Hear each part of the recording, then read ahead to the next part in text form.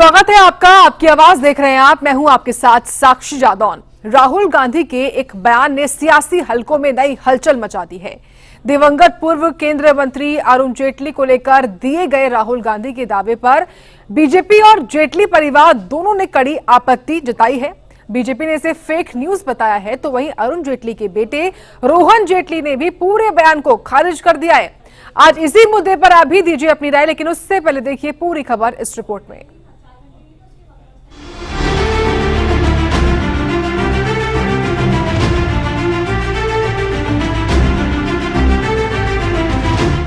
कांग्रेस सांसद और लोकसभा में विपक्ष के नेता राहुल गांधी के एक बयान से एक नया राजनीतिक विवाद खड़ा हो गया है। राहुल ने दावा किया कि उन्हें दिवंगत केंद्रीय मंत्री अरुण जेटली ने कृषि कानूनों पर धमकाया था, तो वहीं अरुण जेटली के बेटे रोहन जेटली ने भी राहुल के बयान को नकारते हुए कहा कि किसान बिल उनके पिता के निधन के 13 महीने बाद लाया गया। उन्होंने पूछा कि जब बिल आया ही नहीं था तो पिताजी से राहुल गांधी की इस विषय पर मुलाकात कैसे हो गई। I remember when I was fighting the farm laws, and he's not here anymore, so really I shouldn't say it, but I will. And Arun Jaitley ji was sent to me to threaten me, and he said, you know, if you carry on down this path, opposing the government, fighting us on the farm laws, we will have to act against you. I looked at him and said, I don't think you know who you're talking to. I don't think you have an idea who you're talking to. Because we are Congress people. We're not cowards. We're not going to bend. The British couldn't bend us. The superpower couldn't bend us. Who the hell are you? बड़ी unique बात है कि एक व्यक्ति जो हमारे बीच नहीं रहे, जिनका देहांत अगस्त 2019 में हुआ, और उसी महीने वो चंद महीनों के लिए बीमार थे, उनका स्वास्थ्य ठीक नहीं था। फार्मर बिल कब आया? सन 2020 में।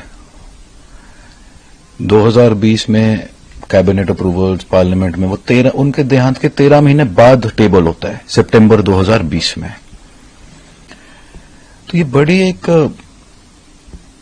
यूनिक बात है, जो समझने की जरूरत है कि राहुल जी को वो कब मिले, कैसे मिले, कहां मिले, जबकि जो विषय 2019 में था नहीं और उनके देहांत होने के बाद उठा, तो आज उस चीज को लेके हम किस बारे में कह रहे हैं कि अरुण जी मेरे को मिले फार्मर बिल को लेके। वहीं बीजेपी ने भी राहुल गांधी के इस बयान को सिरे से खारिज करते हुए फेक न्यूज करार दिया। पार्टी ने सवाल उठाया कि जब अरुण जेटली जी का निधन 24 अगस्त 2019 को हो गया था, तो वो 2020 में पेश हुए कृषि कानूनों पर राहुल गांधी से कैसे बातचीत कर सकते हैं? उन्हें माफी मांगनी चाहिए। दिल्ली सरकार में मंत्री मंजुलर सिंह सिरसा राहुल गांधी पर संवैधानिक पद की गरिमा को ठेस पहुंचाने का आरोप लगाया है। वहीं केंद्रीय मंत्री अनुराग ठाकुर ने कहा कि कांग्रेस कब तक भ्रम में जिएगी। राहुल गांधी सिर्फ झूठ बोलते हैं, उन्हें जेटली परिवार और बीजेपी से माफी मांगनी चाहिए। राहुल गांधी ये भूल गए कि ये बात वो 2020 की कह रहे हैं, जबकि दिवंगत अरुण जेटली जी की मृत्यु तो 2019 में हो गई थी। लिहाजा राहुल गांधी का ये झूठ एकदम सफेद है। ये राहुल गांधी का जो माइंडसेट है, मुझे लगता है वो डेड हो गया है। कभी उन्हें इकोनॉमी डेड दिखाई देती है, कभी उन्हें इलेक्टोरल सिस्टम डेड दिखाई देता है। मुझे लगता है उनको अपना इलाज किसी अच्छे डॉक्टर से कराना चाहिए। कांग्रेस में एक यही सच है कि उनकी हर बात झूठ है। दिन, सप्ताह, महीने, साल बीत गए, राहुल गांधी जी की एक चीज उनके अंदर बनी हुई है, वो है झूठ, झूठ और झूठ। कोई परिवर्तन नहीं और ना ही होने की कोई उम्मीद है। हर दिन एक नया झूठ, हर दिन एक नया प्रोपेगेंडा। कांग्रेस पार्टी को गंभीरता से लेना चाहिए कि ये झूठ फरेब की राजनीति कब तक चलेगी, देशवासियों को कब तक भ्रमित करेंगे और कांग्रेस कब तक भ्रम में जिएगी। राहुल गांधी जी को मैं याद करवाना चाहता हूं, श्रीमान अरुण जेटली जी, सभी राजनीतिक दलों में उनकी रिस्पेक्ट थी, एक्सेप्टेंस थी, सर्वमान्य नेता थे वो।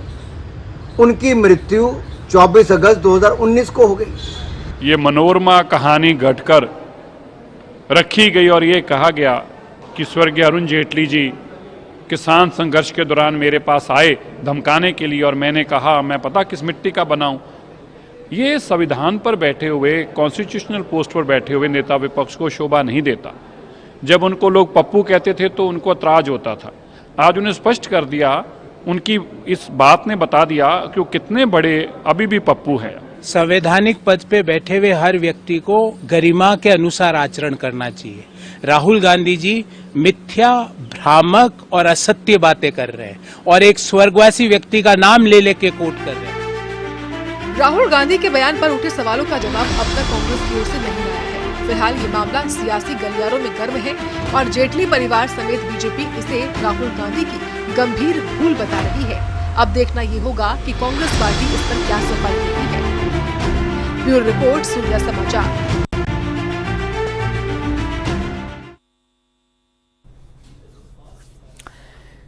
तो राहुल गांधी की ओर से दिए गए इस बयान ने हलचल मचा दी है। ऐसे में कई सवाल खड़े होते हैं जो आज हम इस खास कार्यक्रम के जरिए उठाते हैं। सवाल ये है कि क्या अरुण जेटली के बारे में बोलकर राहुल गांधी फंस गए हैं? सवाल ये है कि राहुल गांधी को अरुण जेटली की धमकी का क्या सच है? सवाल ये कि 2019 में जेटली का निधन हुआ, 2020 में कैसे मिले? सवाल ये कि राहुल गांधी के बेतुके बयान और अब क्या वो दिवंगत हस्तियों का अपमान करेंगे? लगातार राहुल गांधी कोई ना कोई बयान देकर सुर्खियों में बने रहते हैं, जिसको लेकर कई बार वो सोशल मीडिया पर भी नेताओं के बीच में भी ट्रोल होते रहते हैं। और अब एक दिवंगत हस्ती को लेकर ऐसा बयान दिया है राहुल गांधी ने, जिसको लेकर खुद वो अब घिरते हुए नजर आ रहे हैं। हमारे संवाददाता देवांश पांडे हैं इस खबर पर, जो कि अधिक जानकारी देंगे, पूरी खबर बताएंगे हमको। देवांश, अरुण जेटली के बारे में ऐसा बयान देकर क्या वाकई ये माना जाए कि राहुल गांधी अब फंसते हुए नजर आ रहे हैं?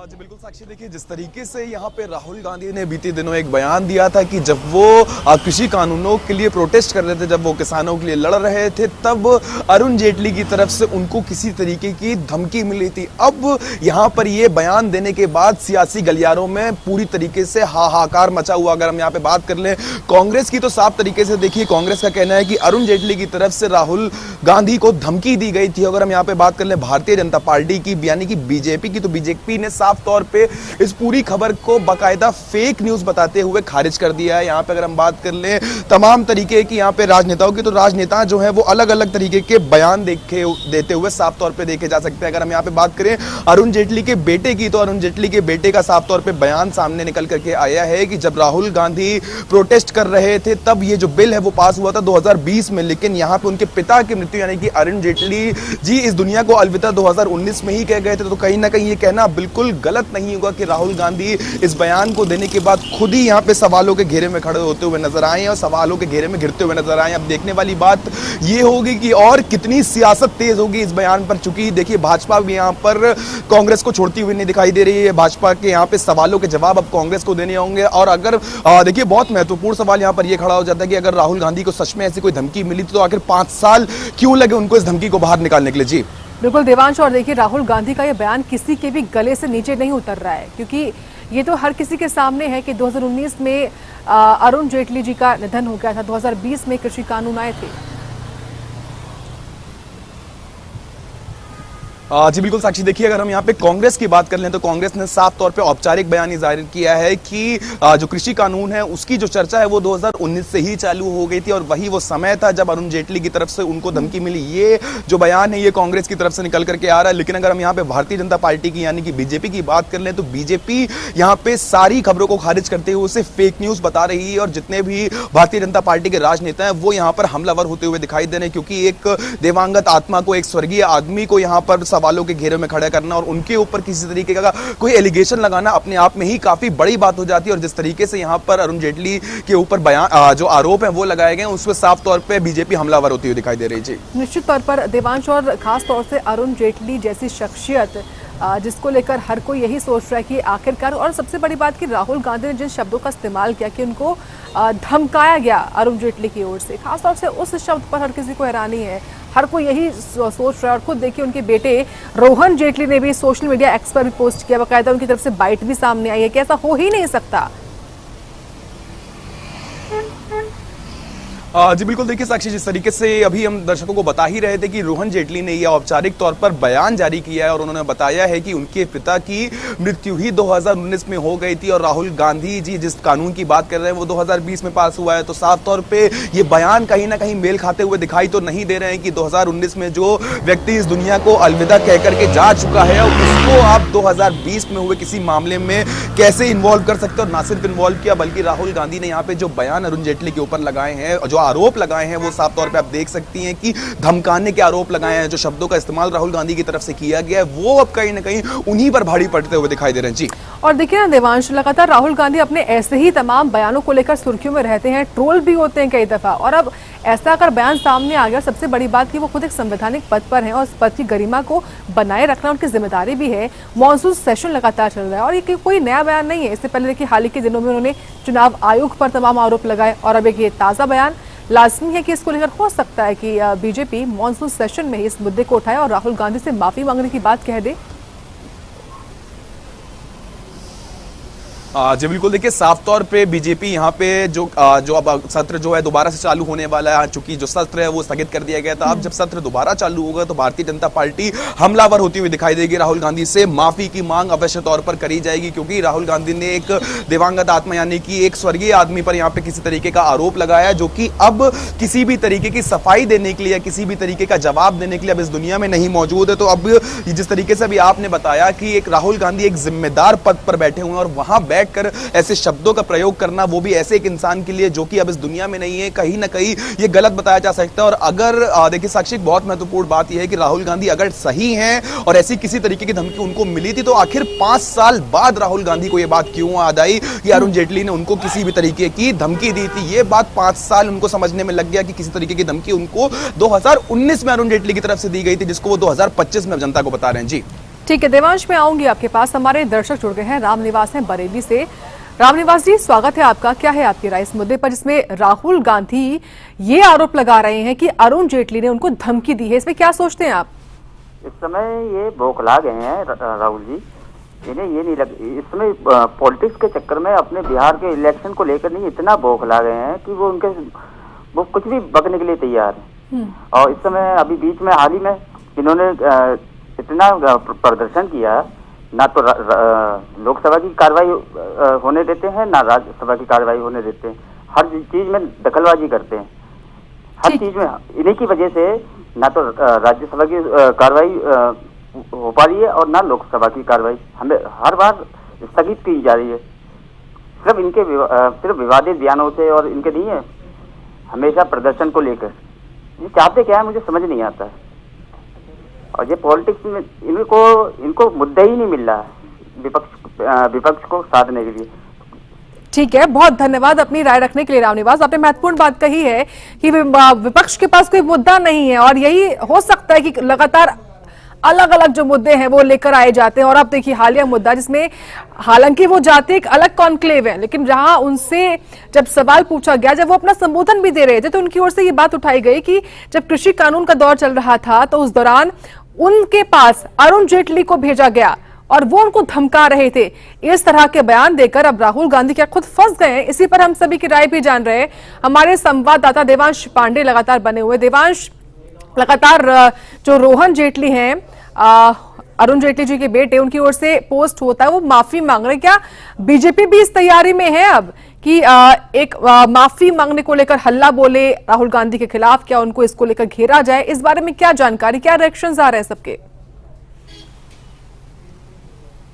जी बिल्कुल, देखिए यहाँ पर अगर हम बात कर ले केंद्रीय मंत्री धर्मेंद्र प्रधान की, तो धर्मेंद्र प्रधान ने जिस तरीके से राहुल गांधी ने ये एक बयान दिया था जिससे बीजेपी ने यहाँ पे आपत्ति जताई, तो धर्मेंद्र प्रधान राहुल गांधी को आड़े हाथों लेने में से 1 मिनट ना चुके और उन्होंने राहुल गांधी से माफी मांगने की बात जो है वो पहले ही बोल दी है। तो यहाँ पर जो कयास लगाए जा रहे हैं वो साफ तौर पर ये लगाए जा रहे हैं कि जिस तरीके से अब मानसून का सत्र शुरू होगा तो भारतीय जनता पार्टी यहाँ पर विपक्ष के ऊपर हमलावर होती हुई दिखाई देगी और राहुल गांधी से सदन में माफी मांगने की जो एक डिमांड है वो भारतीय जनता पार्टी कहीं ना कहीं रखती हुई दिखाई दे सकती है कि राहुल गांधी को अब अपने बयान के लिए ना सिर्फ भारतीय जनता पार्टी से बल्कि अरुण जेटली और उनके परिवार से भी यहां पे माफी मांगनी पड़ेगी, क्योंकि जिस तरीके से राहुल गांधी ने यह आरोप लगाए हैं अरुण जेटली के ऊपर, वो 6 साल के बाद बाहर निकल के आना अपने आप में कई तरीके के जो सवाल है वो खड़े कर देते हैं और उसके बाद एक स्वर्गीय आदमी के ऊपर आरोप लगाना अपने आप के ऊपर कई सवाल खड़े कर देते हैं। जी निश्चित तौर पर देवांश, हमारे एक और दर्शक हैं दिल्ली से, मोना है।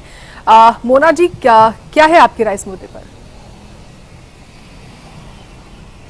इस तरह के बयान देते हैं। अब राहुल गांधी जिन कृषि कानूनों की बात कर रहे हैं वो कानून ही जेटली के निधन के बाद आए थे। अरुण जेटली का अगस्त 2019 में निधन हो गया था, कृषि कानून आए हैं 2020 में। तो ऐसा कैसे हो सकता है कि अरुण जेटली ने उनको धमकाया हो कृषि कानूनों को लेकर? फिर दूसरी बात यह है कि जो इंसान अब इस दुनिया में ही नहीं है उस पर क्यों राजनीति करनी है, उसको लेकर क्यों बयान देने हैं? और ये कोई पहली बार नहीं है मैम कि राहुल गांधी इस तरह के बयान दे रहे हैं। हम कितनी बार देखते हैं, विदेशों में भी जाते हैं तो इस तरह के बयान देते हैं, कभी संसद में इस तरह के बयान दे देते हैं। तो ये तो खुद ही मौका दे देते हैं बीजेपी वालों को हमला बोलने के लिए उस पर। बहुत धन्यवाद आपका मोना, अपनी राय रखने के लिए। तो बहुत महत्वपूर्ण बात कही गई हमारे दर्शक की ओर से कि वो नेता जो अब इस दुनिया में है ही नहीं, उसके बारे में ऐसे बयान क्यों देने, इस मामले को लेकर राजनीति क्यों करनी, क्योंकि अब वही शख्सियत है ही नहीं कि वो अपने इस बयान पर अपना जवाब दे सके। और यही वजह है कि लगातार अब बीजेपी के नेता एक साथ आकर हल्ला बोल रहे हैं और माफी मांगने तक की बात जो है वो राहुल गांधी को लेकर कही जा रही है। हाँ, हमारे संवाददाता देवांश पांडे बने हुए। देवांश, जिस तरीके से हमारे दर्शक भी कह रहे हैं कि ऐसे राजनेता को लेकर अब राहुल गांधी ने बयान दिया जो अब इस दुनिया में ही नहीं है, एक दिवंगत शख्सियत, और खास तौर से ऐसे नेता जिनके जो दोस्त थे वो विपक्ष में भी थे, ऐसे नेता को लेकर इस तरह का बयान देना, किस तरह की जो राजनीति है उसका स्तर अब ये पहुंच चुका है? जी बिल्कुल, देखिए साक्षी, यहाँ पर कहीं ना कहीं ये कहना गलत तो नहीं होगा कि अगर राहुल गांधी ने ये जो बयान अपना दिया है, जो कि आपत्ति पूरी दुनिया को इस वक्त इस बयान से है, वो बयान अगर किसी राजनीति के चलते दिया गया है तो उनको माफी तो अवश्य मांगनी ही चाहिए। लेकिन यहाँ पर अगर हम कांग्रेस की बात कर ले तो कांग्रेस का स्पष्ट रूप यहाँ पर ये है कि कांग्रेस ये कह रही है कि ये कानून जो है वो 2019 से ही इस पर चर्चा चालू हो गई थी और यही वो वक्त था जब राहुल गांधी किसानों के लिए प्रोटेस्ट कर रहे थे, तब अरुण जेटली जी की तरफ से उनको धमकी दी गई। लेकिन अब यहाँ पर बहुत महत्वपूर्ण बात ये हो जाती है कि अगर हम यहाँ पे अरुण जेटली की बात कर रहे हैं तो अरुण जेटली जी की तरफ से आज तक ऐसा किसी भी मामले में इन्वॉल्वमेंट हमने आज तक नहीं देखा, या किसी राजनेता ने इतने गंभीर आरोप उनके ऊपर नहीं लगाया। अब उनके इस दुनिया से चले जाने के बाद दिवंगत आत्मा के ऊपर यह आरोप लगाना राहुल गांधी को कहीं ना कहीं महंगा पड़ता हुआ तो दिखाई दे ही रहा है, क्योंकि ना सिर्फ भारतीय जनता पार्टी, लेकिन हम यहाँ पे जनता की बात कर लें तो जनता की तरफ से भी इस पूरे मामले में एक मिक्स्ड रिएक्शन देखने को मिल रहा है। कुछ लोग यहाँ पर साफ तौर पर राहुल गांधी से कह रहे हैं कि उनको माफी मांगनी चाहिए, कुछ लोग तो यहां तक कह रहे हैं कि उनको अरुण जेटली के बेटे यानी कि राहुल जेटली से भी माफी मांगनी चाहिए, क्योंकि उनके पिता के ऊपर इतने संगीन आरोप लगाना, वो भी उनके इस दुनिया से जाने के बाद, जब वो अपने बयान को डिफेंड करने के लिए इस दुनिया में है ही नहीं, उनके परिवार पे आरोप लगाना, तो कहीं ना कहीं एक आत्मा को, एक दिवंगत आत्मा को भी ठेस पहुंचाने का प्रयास यहां पर कहीं ना कहीं कांग्रेस की तरफ से किया जा रहा है। अब ये बयान में कितनी सच्चाई है, क्योंकि जिस तरीके से राहुल गांधी ने यह बयान दिया है उसके बाद सियासी गलियारों में खूब जोर से हाहाकार मचा हुआ है। भारतीय जनता पार्टी पूरी तरीके से आक्रामक रूप पर यहाँ पर नजर आ रही है और जिस तरीके से अब यहाँ पे अनुमान लगाया जा रहा है कि जो अब कार्यवाही यहाँ पे मानसून सत्र की चालू होगी उसमें भी हम यहाँ पर भारतीय जनता पार्टी को विपक्ष के ऊपर हमलावर होते हुए देख सकते हैं। जी ठीक है, एक और दर्शक है, शिवम है दिल्ली से। शिवम, आप क्या राय रखते हैं इस मामले में जिसमें राहुल गांधी की ओर से बयान दिया गया, कहा गया कि अरुण जेटली की धमकी है जिसकी वजह से उनको मजबूरन होकर उन पर ये प्रेशर बनाया गया कि वो कृषि कानून का विरोध करें, क्या राय आपकी? ये पूरी तरीके से हास्यात्मक है, क्योंकि जिस समय की बात राहुल गांधी कर रहे हैं उस समय तो किसान आंदोलन शुरुआत भी नहीं हुई थी। राहुल गांधी सिर्फ इस मामले को लेकर के राजनीति करते हुए नजर आ रहे हैं, जो उनकी पुरानी आदत है। मुझे पता नहीं उनकी रिसर्च टीम किस तरीके से उनको इस तरीके के तथ्य देती है कि उनके बयान इस तरीके से सामने आते हैं। मैडम, इतना तो उनको भी पता होना चाहिए कि किसान आंदोलन कब शुरू हुआ था और इस तरीके के बयान उनकी ओर से आते हैं। और एक ऐसा नेता जो दिवंगत है उसके लिए इस तरीके की भाषा का प्रयोग करना है, इसी के साथ साथ उनके बेटे की ओर से भी जवाब दे दिया गया है। इसके बाद भी राहुल गांधी की ओर से इस पर कोई प्रतिक्रिया नहीं आई है। मुझे लगता है कि इस पूरे मामले को लेकर के उन्हें माफी मांगना चाहिए। ठीक है, बहुत धन्यवाद आपका शिवम अपनी राय रखने के लिए। देवांश, आप ही के पास लौटते हुए, हालांकि आपने भी ये भी जानकारी दी हमको कि 2019 में कृषि कानून को लेकर चर्चाएं शुरू हो गई थी, उस दौरान की वो बात कह रहे हैं। हालांकि कांग्रेस नेता ने अपने इस बयान पर अब रिएक्शन नहीं दिया, जिस वजह से वो ट्रोल हो रहे हैं, लेकिन कांग्रेस के जो अलग नेता है वो क्या सोचते हैं उनकी ओर से दिए गए इस बयान को लेकर, उनके क्या रिएक्शंस आ रहे हैं? जी बिल्कुल, देखिए अगर यहाँ पे साक्षी हम कांग्रेस की बात कर लें, बतौर पार्टी कांग्रेस की तरफ से एक औपचारिक बयान यहाँ पर जाहिर किया गया है कि जिस तरीके से मैंने अभी दर्शकों को बताया कि राहुल गांधी का यही कहना है कि 2019 में इस कानून पे, कृषि कानून पे जो चर्चा है वो शुरू हो गई थी और ये तभी का वक्त बताया जा रहा है राहुल गांधी की तरफ से कि अरुण जेटली का उनके घर पर आना हुआ, उनके पास आना हुआ और उनको धमकी यहाँ पर दी गई। तो देखिए बार बार मैं इस चीज को दोहरा रहा हूँ कि अगर राहुल गांधी को धमकी असल में मिली थी तो राहुल गांधी को आखिर 5 से 6 साल का वक्त क्यों लगा इस बात को दुनिया के सामने लाने के लिए, या जब अरुण जेटली इस दुनिया में थे तब उन्होंने इस बात को दुनिया के सामने क्यों नहीं लाया, या जब उनको धमकी मिली थी तब तुरंत ही उन्होंने कुछ रिएक्शन इस पे नहीं दिया। अचानक से 5 से 6 साल के बाद जब हम यहाँ पे बात कर लें कि कुछ समय बाद बिहार में विधानसभा चुनाव जो सर पर लगा हुआ है, अगर ये किसी तरीके की राजनीति के चलते यहाँ पर राहुल गांधी की तरफ से बयान दिया गया है और साफ तौर पे किसी दिवंगत आत्मा के ऊपर आरोप लगाया गया है, तो राहुल गांधी अगर किसी भी तरीके से यहाँ गलत है तो उनको माफी तो अवश्य मांगनी ही चाहिए। भारतीय जनता पार्टी पूर्ण रूप से हमलावर होती हुई दिखाई दे रही। इस तरीके से अभी मैंने बताया कि केंद्रीय मंत्री धर्मेंद्र प्रधान ने तो उनको आड़े हाथ लेने में 1 मिनट भी नहीं लगाया। उन्होंने औपचारिक तौर पर बयान जारी किया कि राहुल गांधी को अवश्य माफी मांगनी चाहिए। अगर हम अरुण जेटली के बेटे की बात कर ले, रोहन जेटली की, तो उन्होंने भी साफ तौर पर यही कहा है कि उनके पिता की मृत्यु 2019 में हो गई थी। यह कानून 2020 में पास हुआ है। जो किसानों के लिए प्रोटेस्ट राहुल गांधी ने किया है वो 2020 में किया है। तो आखिर कैसे अरुण जेटली ने उनको ये सब चर्चा शुरू होने से पहले ही धमकी दे दी? तो यहां पर दो सोचों की लड़ाई चल रही है। पक्ष और विपक्ष एक दूसरे पर हमलावर होता हुआ दिखाई दे रहा है। आरोप प्रत्यारोप का जो सिलसिला है वो अभी यहां थमेगा नहीं, बल्कि और तूल पकड़ता हुआ दिखाई देगा, क्योंकि बढ़ते दिनों के साथ जिस तरीके से राहुल गांधी का ये बयान इस वक्त भारत की सियासत को पूरी तरीके से कहीं ना कहीं हिला चुका है, उस पर भारतीय जनता पार्टी हमलावर होती हुई दिखाई देगी और विपक्ष अपने बयान को कहीं ना कहीं डिफेंड करता हुआ दिखाई देगा। जी बिल्कुल, और दिवांश रही बात जो कही आपने की जो टाइमिंग है उस पर अब सवाल खड़े हो रहे हैं कि लगभग 6 साल बाद जाकर राहुल गांधी ये बात करते हैं और वो भी ऐसा खुलासा करते हैं, वो भी दिवंगत नेता को लेकर। ये बताइए दिवांश, क्या कार्यक्रम था जिसमें राहुल गांधी पहुंचे हुए थे, जहां पर उन्होंने ये बड़ा बयान दिया और किस मुद्दे पर वो अपनी बात रख रहे थे जिस पर वो उनको ये ऐसा बयान देना पड़ा? जी बिल्कुल, देखिए यहाँ पर साफ तौर पे राहुल गांधी सरकार को घेरने की कोशिश कर रहे थे। यहाँ पे जिस तरीके से कृषि कानून पे कांग्रेस ने किसानों के लिए प्रोटेस्ट किया था और जब कांग्रेस की तरफ से आरोप लगाए जा रहे थे, कई तरीके के संगीन आरोप भारतीय जनता पार्टी के ऊपर लगाए जा रहे थे कि वो किसानों की नहीं सुन रहे और किसान जो है वो भारतीय जनता पार्टी की सरकार से प्रताड़ित हैं, तब उन्होंने इस बयान को सामने रखा और उन्होंने बोला कि अरुण जेटली ने उनको धमकी तक दे दी थी जब वो किसानों के लिए प्रोटेस्ट कर लेते या किसानों की आवाज बन करके वो खड़े हुए थे। अगर किसी भी तरीके की ये सिंपैथी लेने के लिए राहुल गांधी की तरफ से एक बयान ये दिया गया है कि वो एक दिवंगत आत्मा के ऊपर आरोप लगाने और बोलने कि उन्होंने उनको धमकी दी थी, तब भी वो पीछे ना हटे, किसानों के साथ खड़े रहे, तो अगर ये राजनीति है तो राजनीति में किसी और का नाम भी शामिल किया जा सकता था जो इंसान इस दुनिया में होता। या अगर ये राजनीति के चलते बयान दिया गया है कि इंसान अपने बयान को डिफेंड करने के लिए अब दुनिया में है ही नहीं, वो बात कभी अब दुनिया के सामने आ ही नहीं सकती है कि अरुण जेटली ने उनको धमकी दी थी कि नहीं दी थी। तभी हो सकता है कि यहाँ पे राहुल गांधी की तरफ से अरुण जेटली का नाम लिया गया, क्योंकि कृषि कानून के ऊपर जब बहस चल रही थी तब अरुण जेटली भी